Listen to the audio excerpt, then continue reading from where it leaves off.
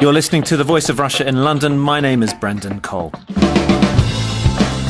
This is Telling It Like It Is, and today we have a special edition looking back at the stories making the headlines in 2013. With me is the broadcaster and journalist James Delingpole and the former Kremlin advisor and editor of StirringTroubleInternationally.com, Alexander Nekrassov.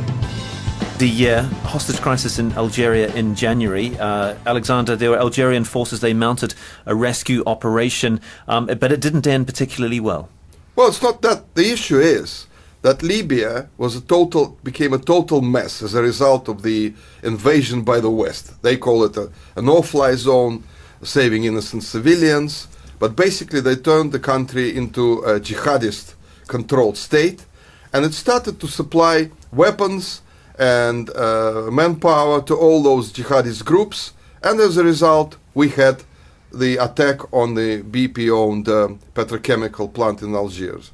And that just proves again the UN and Western powers should not be allowed to meddle in other people's affairs. And it certainly showed, James, that Al-Qaeda, the new front for Al-Qaeda, is a part of the world that we don't actually know that much about. Yeah, I think this is a further evidence of the so-called Arab Spring mutating into the Islamist winter. We were sold a pup by David Cameron, by Barack Obama, etc. The idea that by lending our aircraft and materiel to this campaign to overthrow these supposed dictatorships in the Middle East, we were therefore going to be creating this wonderful, rosy new world where people would be liberated. The exact opposite's happened. In almost every case, Islamist regimes have taken over and deposed reasonably Western-friendly ones. And I think what we saw in Algeria, the hostage is there, in Mali, weaponry has got into the wrong hands. I think the region is out of control. Former cycling champion Lance Armstrong finally confessed to what most people had known for years. He confessed to using performance-enhancing drugs throughout his career. He won the Tour de France 7 times. James, were you disappointed when you finally found out that his record was tarnished? I was particularly disappointed for my uncle's sake, because in my uncle's apartment in Devon, a holiday apartment, he's got a framed yellow jersey belonging to Lance Armstrong, which I imagine is completely worthless now, and he probably paid a lot of money for it originally. Isn't it extraordinary that he managed to get away with it for so long, using the libel laws, bullying, blustering, and it took a very brave journalist, a handful of journalists, I think, to expose this charlatan. Nevertheless, I'm not defending Armstrong in the slightest, but I do wonder whether it's time we completely change the rules of sporting events so that anything goes, so that we create these kind of cyborg creatures where they can take any performance-enhancing drugs they like. Because it seems to me that it is entirely random which ones get through the system, which ones pass the allegedly stringent testing, and which ones get away with it. It's how do we know that because it's pharmaceutical companies competing with each other, basically. Yeah, absolutely. Look at the Olympics lineup for 100 meters or 200 meters or 400 meters. These guys, look at them. I mean, they're an advert for performance-enhancing drugs. Well, okay, some of them. For people to say, well, how dare he do that? He was caught, okay. Are you going to tell me that the other cyclists who do the Tour de France, they're completely free of any substances? I think. I hope you're not maligning the great Sir Bradley Wiggins. Bradley's clean. He's clean. But wouldn't it be fun if we had a separate Olympics where you could take anything you like and imagine that the records would be broken? It'd be a level playing field. Yeah, in and a funny the sponsorship kind of way. would be marvelous. Can you imagine? It'd be like the F1. Colombian drug cartel. You're listening to The Voice of Russia in London. My name is Brendan Cole. This is Telling It Like It Is, and today we have a special edition looking back at the stories making the headlines in 2013. In February, Pope Benedict XVI held his final public address. He shocked everybody when he said he would be resigning his post for health reasons. He's the first pope to do so since 1415. James? The story I heard was that the Vatican was so riddled with corruption and financial scandals and skullduggery that Pope Benedict did not feel up to the job of dealing with this. Well, what about his successor? Pope Francis took up the post and was named Times Person of the Year. The point about the popes, you see, they're not supposed to stand down. So when he stood down, it was a shock for all the Catholics, because, you know, the previous pope before him, he just lasted until he died, and he was not really feeling well for most of the time. So that was quite a shock. But yes, According to what I've heard, there were so many problems with corruption that supposedly Pope Benedict just thought, no, I can't handle this. And he just walked away. Technically, we have two popes at the moment, and they actually sometimes meet and talk. And that is confusing for Catholics, you see, because they prefer one to be dead, and in a good way. And it's happened before, though, Alexander. There has been the Pope and the anti-Pope, and there was the Pope at Avignon and the Pope at there's also the Black Pope. He's called the Black Pope, who is the head of the President Jesuits. Obama is the current Black. Is that right? Not exactly. Formerly Nelson Mandela. The Black Pope is actually the head of the Jesuits. But Pope Francis is a Jesuit, so we might assume that he's the only Pope now. The problem with this Pope is that when he says he likes that he's there for the poor, he's forgetting that he's there for everyone. That the rich too, and that message. The middle classes, for example, in Western Europe, they don't understand that. What do you mean, just the poor? What about us?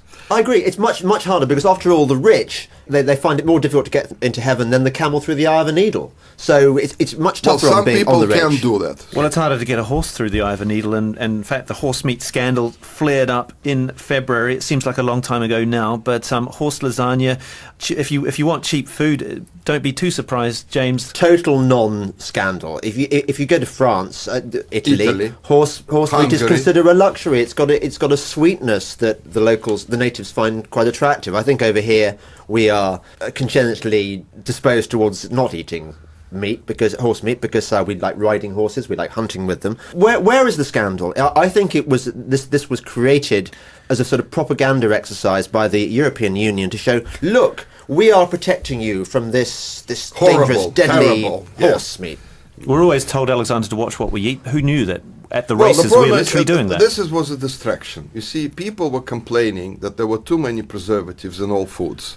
And suddenly we have this huge scandal, supposedly, that we have horse meat. I think that what people eat now is junk. What the grocery supermarkets are saying, buy ready-made meals, don't cook at home. Which is absolute rubbish. You should cook at home. Moving on to March, and this was a year where some key world figures died. In March, Venezuela's president, Hugo Chavez, the scourge of the United States of America, died. James, is that a significant passing? What do you think? I think we're well rid of the guy. He was like Ken Livingstone in South America, wasn't he? Or you get these leftist demagogues who essentially rape their country's economy and kill the productive sector, nationalise industries. I don't think that he's left his country in a better place. Do you, Alexander? He was quite friendly with Moscow, wasn't he? Well, he was friendly with Moscow, but in a strange way, because he came over and always begged for arms, at low cost. And Moscow was not really very happy with him because he made all sorts of weird statements, and he did like Fidel Castro and his brother a lot. And by the way, he practically died there in Cuba. By the way, proving again that even the medical sector in Venezuela just disintegrated. But he was a colorful guy, he could stir up a crowd, which, for example, no politician can do in Britain apart from maybe George Galloway. Where does this put the red wave in Latin America, James? I was just thinking that one thing, actually, I think his country will thank him for is that he repatriated his gold reserves. And I think when it all kicks off, when the world economy goes up the chute, I think Venezuela will be grateful for that. It'll be less reliant on its oil reserves, and energy was a big story this year in April. In fact, the British government planned to offer money, other benefits to rural communities to persuade them not to oppose fracking. James, this is, of course, the controversial gas extraction technique. Where do you stand on the fracking debate? I love the way that this adjective, controversial, is always applied to fracking. Not controversial. It's only controversial in the eyes of organisations like the BBC and the Guardian and the Independent. Actually, there have been hundreds of thousands of fracks if not millions of fracks in the USA. This stuff about water contamination, it is not been. There has been no proven case where water's been contaminated. Essentially, there was a very, very well funded campaign by various left-leaning activist groups to try and close down the fracking industry. Why do they want to do it? Well, partly it's because of their obsession with renewables. They want to big up wind power and solar power, none of which could possibly compete with the cheap gas that's produced by fracking. Fracking has transformed the American energy economy. American gas prices are a third of what they are in Europe. We need fracking over here for energy independence. We need it for our economy's sake. And Alexander, if we do have it, we won't need Russian gas anymore. No, I don't think that will be substantial enough. I think that Europe is stuck with Russian gas because it's high quality. Fracking will not provide enough gas for Britain. Fracking is not that, James says it's not dangerous. It is dangerous because there have been earthquakes in Texas where they overdid it. To be honest, I think that all these companies that do the fracking, they should invest more money into electric engines and electric power, because it is outrageous that in the 21st century we still have most of the vehicles with an engine, fitted with an engine developed in the 19th century, guys. The basic internal combustion was developed in the 19th century. We still have it. And I bet you, James, oil companies have those inventions hidden in their safes, and they're not allowing them to be developed because they told me, the big boys of oil business told me, we have another 50 years when we are going to use oil and gas. There's no way we're going to allow anybody to invent a really, really effective electric engine. So there you have it. I agree with you, Alexander, that the energy market is totally rigged by big corporations and governments. I'll give you that. I think you're talking absolute rubbish about earthquakes. I never talk rubbish. I'm a former Kremlin advisor. I can't talk rubbish. These so-called earthquakes are almost immeasurable earth tremors, which are not the same as earthquakes. We're not talking San Francisco being riven in two here. But I agree with you about the energy market. And in Britain, certainly, I think it is an absolute disgrace. It is a conspiracy by the three main political parties against the poor energy user. We are being driven into fuel poverty by their ludicrous green measures. So you're saying vote UKIP or something? I don't understand the message. UKIP you are a member of UKIP, aren't you? Yeah. UKIP is the only party with a sensible energy policy, which is an extraordinary indictment. Which is what? Well, I think they would very happily scrap every wind turbine in the country. Right. They'd scrap solar power. They'd frack, baby, frack. Okay. Now, also that month in April, and we'll be touching on UKIP in a minute when we talk about the local elections, but Theresa May, the Home Secretary, announced new plans to try to deport the extremist preacher Abu Qatada from the UK. He was a thorn in the side of the British government for some time. He has now, of course, left the country. Alexander. It was embarrassing that you can't actually deport a man accused of terrorist charges, and he just stays on and on and on, and it's all about his human rights and so on. I thought it actually was a farce, in a sense, because, you get people kicked out for nothing, but basically for small offenses, and then suddenly you get a huge suspected terrorist or whatever, and they can't do anything with it. One of the main, by the way, duties and jobs of a government is to provide security to its people. And if the government cannot deport a terrorist, then this government is hopeless. He actually left of his own accord in a funny kind of way, didn't he, James? I just think the whole business was absolutely scandalous. Here was a Jordanian with no British connections. So we not only gave him shelter, but he sponged off our welfare system. Ordinary British people look at our justice system and they ask themselves, how can it be right that we give all these rights to these terrorist fomenters of terrorist activity? What kind of world do we live in? We're actually funding James, you these live people. in a society which is obsessed with human rights in inverted commas. That's the problem. I don't know how human rights lawyers can sleep at night. I really don't. Well, I think they sleep well. Human rights lawyers and bankers, I really think I thought you liked bankers. Come on. Banksters? No, I don't like bankers. Banksters, of course. Yes. Speaking of terrorism, the Boston Marathon was the unlikely target for a terrorist attack. Amazing, wasn't it? That when they announced that the two brothers were Chechens, I think it was the most amazing terrorist attack ever to take place in America. And the biggest thing about it is that these two brothers grew up in America. They went to Chechnya, supposedly one of them. Yeah. But you can't really say that they were, radicalized and then moved in and so on. I still can't figure out what was driving them. I think that they were brainwashed by somebody inside America, and I think they did it just for kicks. Have we had adequate explanations for what happened? Well, no, and am I right in thinking that Russian intelligence had warned the Americans that these guys were dangerous? I suppose they're what you call almost lily whites, aren't they? People, because they've got white skin, they're European looking, people imagine that they gave the appearance of being reasonably well assimilated, but this is the problem. But the most amazing thing of all, they put up a fight with armed police and were fighting with them for a while. And I thought, all these films about those cops, all those SWAT and so on, going in, bravery and so on. And here were one was a kid actually, and he put up a fight and they actually killed somebody. And these cops, all armed to their teeth, hundreds of them. And these two were just, giving them a hard time. Well, you're not saying that they're kind of heroes, are you? Look, No, I'm not saying they're heroes. I'm just surprised that trigger-happy cops in America suddenly found themselves on the defensive. That's what I'm saying. Yeah, but I think if you're fighting people who are prepared to die, we found this in the last war, fighting the Japanese, for example. It's very, very difficult to what do you mean we found? You say as if you took part. What do you mean we found? Actually, it's a good point, Alexander. I do believe the Russians also took part in the Second World War. Well, the Russians, by the way, finished off the Japanese army when your boys were resting. You're listening to The Voice of Russia in London. My name is Brendan Cole.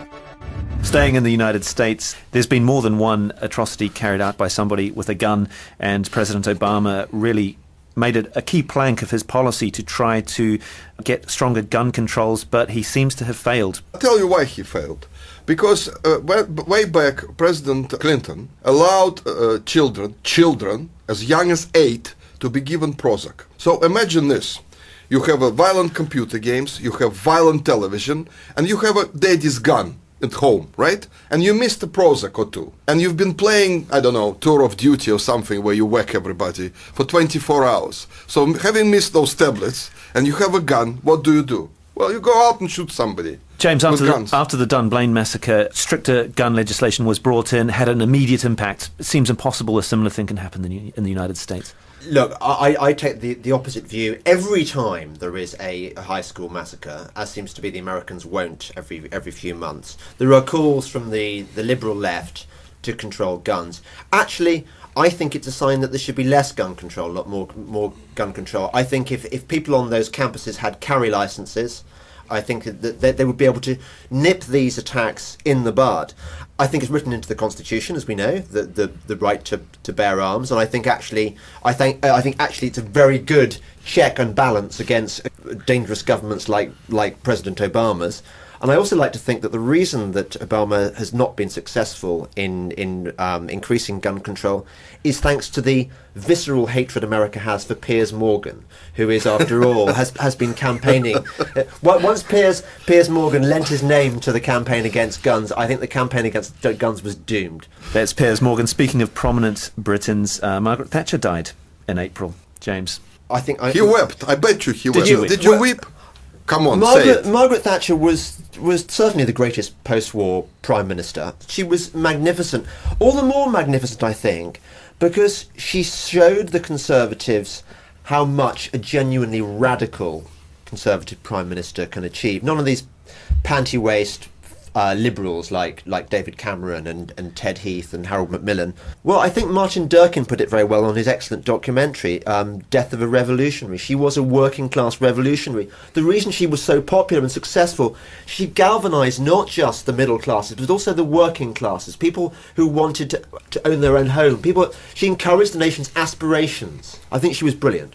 But widely disliked as well in big swathes of the country, Alexander. Well, I tell you something. I met her several times. I've interviewed her several times, and I met her when she was ousted. I remember she was crying. It was some Russian exhibition. I came up to her and said, I called her Prime Minister. You made her cry? No, she was crying because somebody asked her about, what happened, and I knew actually that she was going down because I knew about the conspirators, those meetings at the home of Biffin and others when they were plotting against her. Well, I couldn't say it to her, can I? The reason why they liked her is because she was not part of the establishment. I mean, the people who liked her. The reason why she was not liked is because her privatization program, although some say it was wonderful, it was not all wonderful. There were problems, railroads and others, water privatization. We're now seeing the problems with it. We are indeed. Yes, so there were problems. But my personal opinion of her is that she was surrounded by midgets, some of them, who were plotting pygmies. Political pygmies, yes, not political literal ones. pygmies, right. who were plotting against her in a sense that they didn't fit into the government. And that's why she was supposed to fall at some point. Poll tax had nothing to do with it. I don't know who is inventing this, that this was the nail in her coffin. It was used, yes, against her. Yeah. And she certainly knew how to win elections, and somebody who won an election in Iran, the Islamic Republic, was Rouhani. This was after Mahmoud Ahmadinejad's tenure as president ended. There has been some kind of rapprochement, one could say, between Tehran and the US. Would you agree with that? Do you think that's overstating it, Alexander? There will never be good relations between America and Iran. America would always be wanting to get rid of the current regime and get somebody else installed against them. What I find amazing is that Iran attacked somebody last time in 442 BC. America, which has been waging wars in the past 50 years, probably all the time, is saying this is a dangerous country. Iran wants to have a bomb, not because it wants to bomb somebody, because it wants to protect itself after what happened with Iraq and many other countries, Libya as well and others, Syria at the time. What I find amazing is this huge campaign saying Iran should not have a bomb. Iran is basically in a situation when it has to have one. I think you're overdoing slightly the innocence of Iran there. Yeah. Who was it who was essentially providing the technology for all the IEDs killing the troops in Afghanistan? Who is it who funds Hezbollah? Iran is a fomenter of terrorism. Just because it is not engaging in overt military action against the West, it's certainly engaging in lots of covert military action. Well, covert military action, America does it everywhere. Because, excuse me, every time there's a crisis, the president quietly signs an executive order allowing the CIA to conduct a covert operation on the territories of independent countries. You can't compare Iran to America. America is the aggressor, always. I'm not going to defend the Obama administration here in the slightest. Well, you started. There was a hint of it. You can be against Iran without. He's sending more drones yes, than George Bush. There have been foreign policy disasters aplenty under President Obama, and I'm amazed that he got the Nobel Peace Prize. No, that was fair. That was fair. Yes, I like it. Yeah. Yes. Other things happening in May, the United Kingdom Independence Party claimed, well, at least its leader, Nigel Farage, claimed that there was a sea change in British politics after it made gains. It did very well, and as a member of UKIP, you must have been very pleased. This is just the beginning. There's going to be an even bigger bloodbath at the European elections. Yeah, who cares about those elections? No, James, nobody cares about the European Parliament. No one. Alexander, that's why you're going to win it. Listen, I was about Try winning a seat in the Commons. Try winning one seat. Excuse me, in the Commons. Excuse me, Mr. Knee-jerk anti-UKIP. I was about to make that point. Oh, I see. It doesn't really matter who we have as our MEPs. Nevertheless, what it's going to do is it's going to cause shockwaves throughout the Conservative Party. Oh, of course it will. For me, it doesn't really bother me that probably UKIP are not going to pick up many, if any, seats in the 2015 elections. Which matter? What does matter is the galvanising effect it is going to have on this notionally conservative, David Cameron's Conservative Party. I think it might give them some backbone. It might encourage them to adopt some conservative policies for a change. And if they don't, they are going to be toast. Ed Miliband, useless as he is going to clean up in 2015. No chance at all. None. Because Cameron will win. Strangely enough, Lib Dems will be there, the remnants, because UKIP by then will disintegrate. And I think that the notion that you elect people into Parliament who will get, 120 grand plus expenses, who will then work against that same Parliament or that same EU which is paying them. It is such a naive assumption that it's like If You're you so went, cynical, aren't can you? you imagine if UKIP went and won a lot of seats in the Mongolian parliament? Now, would it rock the British establishment? No. It's the same thing with the Euro Parliament. Nobody cares in Britain who is there in Europe. Nobody watches what they do, discuss. Yeah, but Alexander, unlike you, I've hung out among the UKIP faithful. Well, I bet you did. And I've realised that these guys are serious. They're not going to just be going to go back to the Conservative Party just because David Cameron has said a few vaguely anti-European things in between all the pro-European things he says elsewhere, depending on who he's speaking to. They're really angry. They want change, and unfortunately, or fortunately, in fact, they are going to derail the Conservative vote. They're going to split the vote in 2015, which means that Ed Miliband is going to get in. Yeah, but there's no Conservative vote left. That's why some Labour Party people and supporters will vote for Cameron. That's the amazing thing. That's what nobody knows. I know because I'm a professional. Speaking of big political stories, that brings us to June and the announcement that England's protected species, the badger, would be culled. This is a story that's been rumbling on over the last few months, and the badger cull appears to have failed, James. Yeah. Alexander, I know, claims he doesn't care about the badgers. No, I care about the badgers in a good way, but in a good way. In a bleeding heart, ignorant animal rights way. No. The badger you don't kill animals for fun. I mean, not for fun, but for some allegedly that they spread tuberculosis and so on. TB in cattle. Mm-hmm. This is just typical distracting people from real issues. And suddenly they go after badgers. No. Why do they choose? Why did they select badgers, by the way? Alexander, you tell me, James. Alexander is flaunting his ignorance here. Owen Paterson, the Environment Secretary, one of the few good ministers in this disastrous administration, holds the record for the most questions tabled in Parliament on any subject ever. He asked over 500 questions, all of them about badgers. This guy knows badgers. He kept badgers as a child. He's studied. This is sick. He's studied what's going. 500 questions about badgers. Let me finish. While Mr. children go Nekrassov, poor in Britain, and 2 million pensioners can't get enough money to feed themselves. Karen, James. Dairy farmers around Britain are having their herds devastated by TB. The reason that their herds have been devastated by TB is that badgers are acting as the carrier. And the reason badgers are acting as the carrier is that badger populations have exploded. They are out of control. So what you have when you have an excess of badgers is sick badgers. They need culling. This has been proved effective when concerted culls have taken place in America, for example. They have found that the incidence of TB has decreased drastically, and the problem is that the animal rights protesters have been interfering with the cull, and that is the reason the cull has failed, not because of the cull in itself is a bad idea. They're not just innocent little animals, are they, Alexander? They're pests, and they destroy pests. Yeah, they destroy livestock. Pests? Well, that's what they say. That's what the evidence says. You're confusing them with rats, don't you? No. I think that, first of all, let me tell you something. People have lost it completely, the idea that they are in charge of animals. You see, we are the czars of the animal world. We should be careful what we do with them. But look what we are doing. More and more of the species are disappearing completely. Will never come back. Why? Because we're interfering.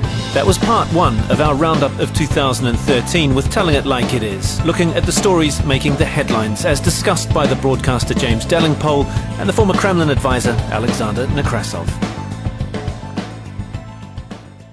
The country into a jihadist-controlled state, and it started to supply weapons and manpower to all those jihadist groups, and as a result we had the attack on the BP-owned petrochemical plant in Algiers.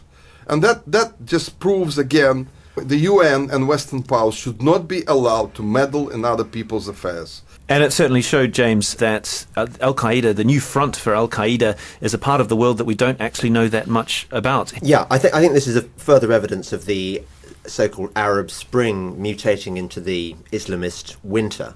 we were sold a pup by David Cameron, by Barack Obama, etc. The idea that by lending our aircraft and materiel to this campaign to overthrow these supposed dictatorships in the Middle East, we were therefore going to be creating this wonderful, rosy new world where people would be liberated.